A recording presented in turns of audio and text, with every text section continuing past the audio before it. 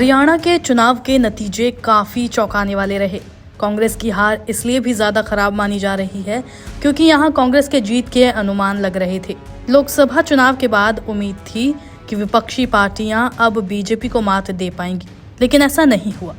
हरियाणा चुनाव में सिर्फ कांग्रेस ही नहीं, लालू की साख पर भी सवालिया निशान लग गए हैं, क्योंकि रेवाड़ी सीट पर लालू यादव के दामाद और कांग्रेस प्रत्याशी चिरंजीव राव चुनाव हार गए हैं।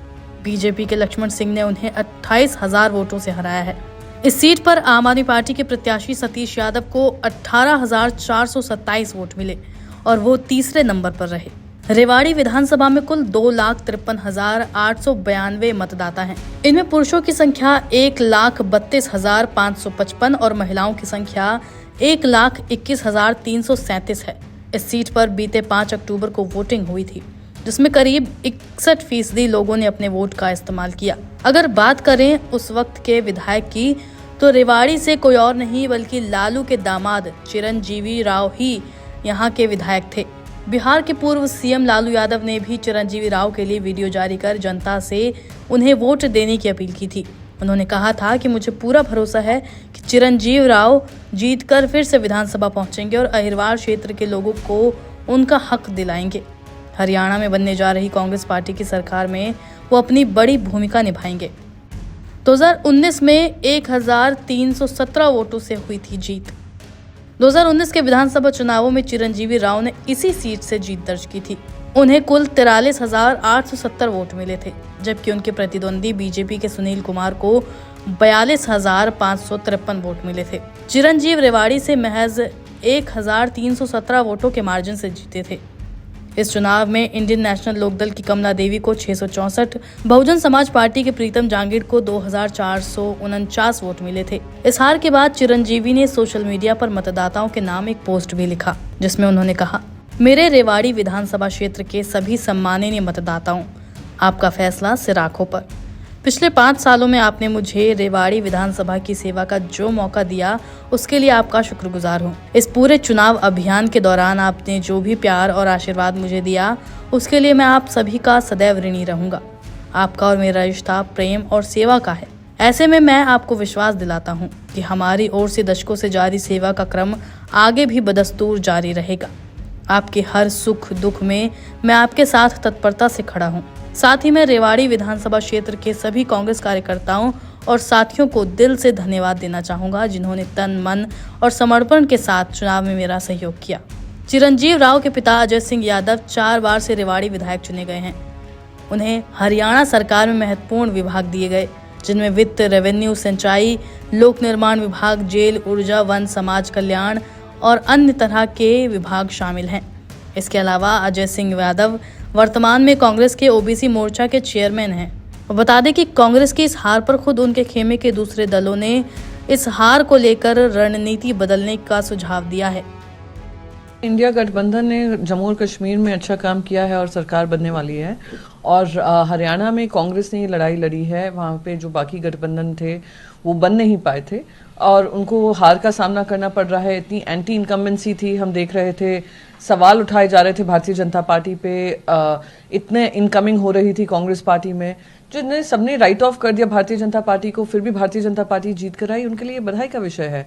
साथ ही साथ कांग्रेस के लिए आत्मचिंतन का विषय है कि कहीं टिकट डिस्ट्रीब्यूशन में या कोऑर्डिनेशन में या नैरेटिव सेटिंग में कहीं कहाँ कमियां रह गई, वो आई एम श्योर उस पर मंथन करेंगे, विचार करेंगे और कोर्स करेक्शन होगा। पर कल लंबा चौड़ा संबोधन दिया, भाषण दिया पार्टी ऑफिस में, किस तरह से काफ़ी चीज़ों पर बात की, चाहे वो राहुल गांधी का विषय हो या वो नेशनल जो विपक्षी पार्टी हैं उनको लेकर कहा हो, क्या कहेंगे आप? मैं यही कहूँगी कि प्रधानमंत्री नरेंद्र मोदी जी अब हरियाणा में विजयी हुए हैं, तो उन्होंने विजयी अपने भाषण में ये बातें कही हैं, पर कहीं ना कहीं मैं उम्मीद करती हूँ उन्होंने जम्मू और कश्मीर पर भी चर्चा की होगी, जहाँ जम्मू और कश्मीर में 10 साल चुनाव नहीं हुए। 370 हटने के बाद प्रधानमंत्री से लेकर गृह मंत्री ने कहा कि वहाँ पे आतंकवाद खत्म हो गया, डेमोक्रेसी और पुख्ता होगी, साथ ही साथ स्टेटहुड वापस मिलेगा। फिर ये भी कहा गया कि इस तरीके से डेवलपमेंट हो रहा है वहाँ पर, वो सब जनता ने खारिज कर दिया।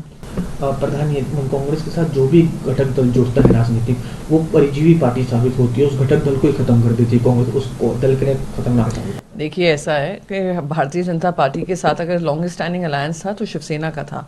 शिवसेना को जिस तरीके से पीठ में खंजर घोंपा गया 2019 में, फिर उसके बाद पार्टी को तोड़ने का काम किया गया, फिर इलेक्शन कमीशन से लेकर आपने सारी सेंट्रल एजेंसीज और यंत्रणा यूज कर शिवसेना में फूट डाली। आप अगर बात करते हैं, आप अगर चिराग पासवान जी की पार्टी देखें, आपने चिराग पासवान, विलास पासवान जी आपके अलायंस थे, आपने उनकी पार्टी को तोड़ने का काम किया। आपने शिरोमणि अकाली दल के साथ अपना काम देखा, किस तरीके से आपने उनको निपटाने की कोशिश की।